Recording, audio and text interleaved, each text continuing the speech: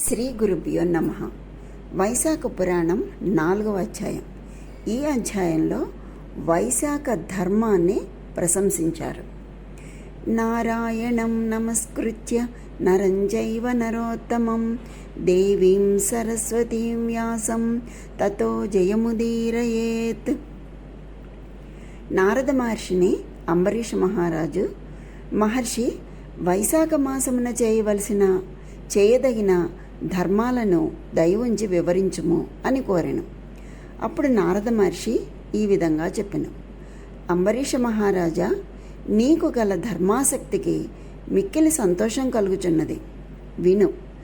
నూనెతో తలంటుకొని చేసేటటువంటి అభ్యంగన స్నానం, పగటి నిద్ర, కంచు పాత్రలో భుజించుట, మంచముపై పరుండుట, గృహస్నానము, నిషిద్ధములైన ఆహారములను అంటే ఉల్లి మొదలైన వానిని తినకుండా ఉండడం అనే 8 వైశాఖ మాస వ్రతము చేయువారు మానవలెను.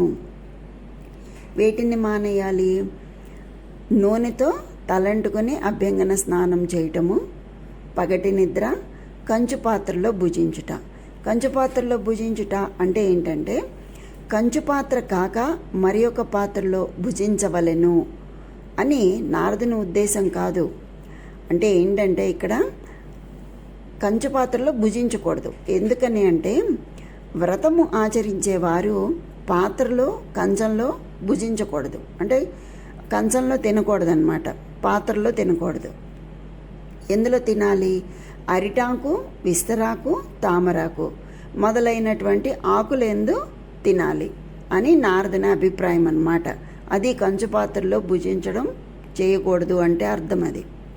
ధనవంతులు బంగారు వెండి పాత్రలోనూ, సామాన్యులు కంచు పాత్రలోనూ పూర్వకాలంలో అంటే వెనకటి రోజుల్లో ఆ విధంగా భుజించేవారు.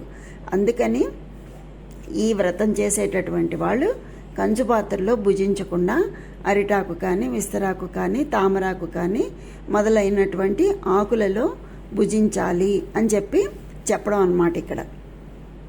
అలాగే ఇంకా ఇందులో ఏమేంటి? మంచంపై పడుకోవడం, గృహస్నానం, నిషిద్ధములైన ఆహారాలు, ఉల్లి మొదలైన వాటిని తినకుండా ఉండటం, ఇవన్నీ ఈ వైశాఖ మాస వ్రతము చేయవారు మానేయాలి అని చెప్తున్నారు. అలాగే 2 మార్లు భుజించరాదు. పగలు మాని రాత్రి యందు భుజించరాదు. అంటే పగటి యందు భుజించి రాత్రిని భోజనమును మానవలెను. ఇంకా వైశాఖ మాస వ్రతమును పాటించువాడు తామరాకును భుజించినట్లయితే పాప విముక్తుడై వైకుంఠమును చేరును. వైశాఖ మాస వ్రతము పాటించువారు ఎండలో నడిచి అలసిన వారి పాదాలను కడిగి ఆ జలమును భక్తి శ్రద్ధలతో తలపై చల్లుకొనవలను. ఇది ఉత్తమమైనటువంటి వ్రతము. మార్గాయాసము పొందినటువంటి ఉత్తమ బ్రాహ్మణుని ఆదరించి ఉత్తమాసనమున అంటే ఒక ఉన్నత ఆసనమున కూర్చుండబెట్టి వానినే శ్రీ మహావిష్ణువుగా భావించి వాని పాదములను నీటిచే కడిగి ఆ పవిత్ర జలమును తలపై చల్లుకొనినట్లయితే వాని పాపములన్నీ పటాపంచలై నశించును. ఆ జలము తల్లపై చల్లుకొనిన గంగా మొదలగు సర్వతీర్థముల యందు స్నానము చేసిన పుణ్యము సిద్ధించును. ఇంకా విష్ణు ప్రీతికరమైనటువంటి వైశాఖమున నదీ తటాకాది స్నానము చేయక, తామరాకు మొదలగు ఆకులందు ఆహారాన్ని భుజించక, విష్ణు పూజనము లేక కాలము గడిపిన ప్రాణి గాడిద కడుపున పుట్టి తర్వాత జన్మయందు కంజర గాడిదిగా జన్మించును. ఆరోగ్యవంతుడై ఉండి దృఢ శరీరము కలిగి స్వస్థుడై ఉన్నను వైశాఖమున గృహస్నానము చేసినట్లయితే నీచ జన్మను పొందును. వైశాఖమున బహిస్నానము అంటే నదీ తటాకాదులలో చేయనివాడు 100 మార్లు సునక జన్మమును పొందును. స్నానాదులు లేక వైశాఖ మాసమున గడిపినవాడు పిశాచమై ఉండును. వైశాఖ మాస వ్రతము ఆచరించినప్పుడే వానికి పిశాచత్వము పోవును.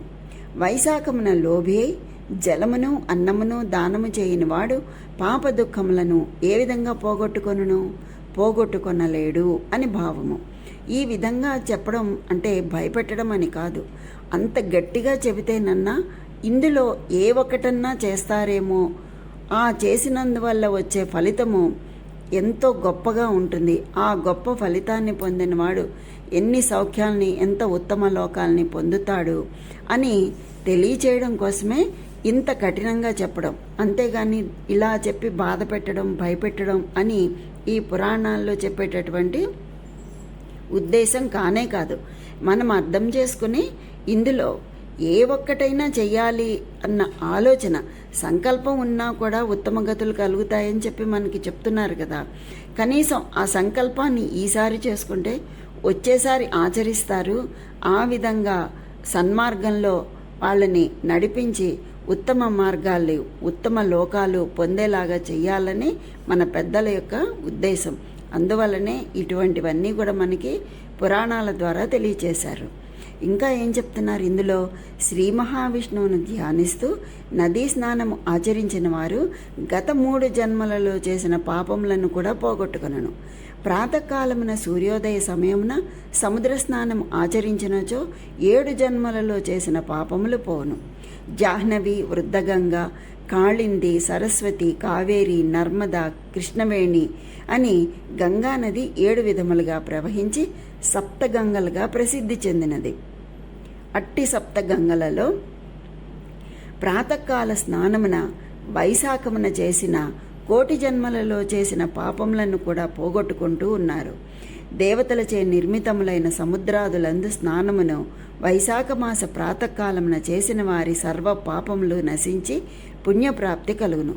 గోపాదమంత ప్రమాణము కల బహిర్జలమున గంగాది సర్వతీర్థములు నివసించును. అంటే గోపాదమంత ప్రమాణము గల బహిర్జలము అంటే బయట జలము అంటే ఎటువంటిదంటే లోతు లేకున్నా కూడా ఆరు బయట తక్కువగా ఉన్న జలమున్న సెలయేళ్ళు అన్నమాట.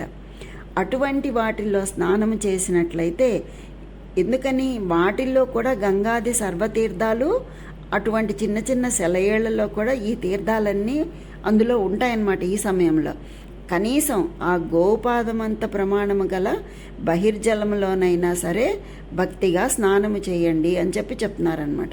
కనుక ఈ విషయమును గమనించి భక్తి శ్రద్ధలతో వాని యందు స్నానమాడవలను. రసద్రవ్యములలో క్షీరము ఉత్తమము, క్షీరము కంటే పెరుగు ఉత్తమము, పెరుగు కంటే నెయ్యి ఉత్తమము. నెలలలో కార్తీక మాసము ఉత్తమము, కార్తీకము కంటే మాఘమాసము ఉత్తమమైనది, మాఘము కంటే వైశాఖము ఉత్తమమైనది. ఇటువంటి వైశాఖమున చేసిన పుణ్యకరమైన వ్రతము, దానము మొదలగునవి వటవృక్షము వలె మరింతగా పెరుగును. కనుక ఇట్టి పవిత్ర మాసమున ధనవంతుడైనను దరిద్రుడైనను యథాశక్తి వ్రతమును ఆచరిస్తూ బ్రాహ్మణునకు యథాశక్తిగా దానము ఇవ్వలను.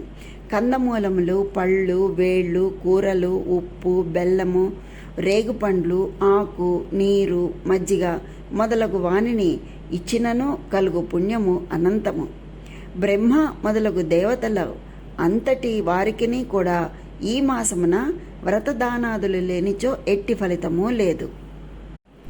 దానము చేయనివాడు దరిద్రుడగును, దరిద్రుడగుటచే పాపములను ఆచరించును, అందువలన నరకమును పొందును.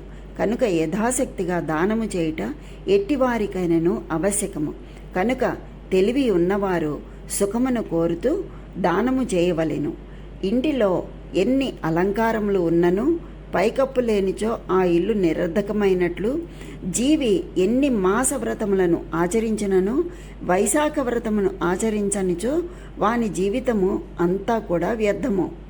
అన్ని మాసముల వ్రతముల కంటే వైశాఖ మాస వ్రతము ఉత్తమము అని భావం అన్నమాట. స్త్రీ సౌందర్యవతి అయినను గుణవంతురాలైనను భర్త కలిగి ఉన్నదైనను భర్తను ప్రేమిస్తూ భర్తృప్రేమను కలిగి ఉన్నను వైశాఖ వ్రతము ఆచరింపనిచో ఎన్ని లాభములున్నను వ్యర్థములని ఎరుగుము. అనగా సర్వ శుభములు లాభములను పొంది యువతులను వైశాఖ వ్రతమును చేయనిచో వారికి ఉన్నవన్నీయు నిష్ఫలములు వ్యర్థములు అని భావము. గుణములు ఎన్ని ఉన్నను దయాగుణము లేకున్నచో వ్యర్థమైనట్లుగా సద్వ్రతములు ఎన్నింటిని చేసినను వైశాఖ వ్రతమును చేయనిచో అన్నీయూ వ్యర్థములగును సుమా అని చెప్తున్నారు. శాఖ సూపాదులు అంటే కూర పప్పు ఎంత ఉత్తమమైనవో, ఎంత బాగుగా వండినను ఉప్పు లేనిచో వ్యర్థమైనట్లుగా వైశాఖ వ్రతమును చేయనచో ఎన్ని వ్రతములు చేసినను అవి అన్నీ వ్యర్థములే అగును సుమా. స్త్రీ ఎన్ని నగలను ధరించినను వస్త్రము లేనిచో శోభించదో, అలాగే ఎన్ని సద్వ్రతములను ఆచరించినను వైశాఖ వ్రతము ఆచరించనిచో అవి శోభించవు. కావున ప్రతి ప్రాణియు ఈ విషయమును గమనించి వైశాఖ మాస వ్రతమును తప్పక ఆచరించవలను. సూర్యుడు మేషరాశి యందు ఉండగా వైశాఖ మాసమున శ్రీ మహావిష్ణువు దయను వైశాఖ వ్రతము ఆచరించి పొందవలెను. ఇట్లు చేయనిచో నరకము తప్పదు. వైశాఖ స్నానము అధికముచే సర్వ పాపక్షయమై వైకుంఠ ప్రాప్తి కలుగును. వైశాఖ స్నానాధికముచే సర్వ పాపక్షయమైన వైకుంఠ ప్రాప్తి కలుగును.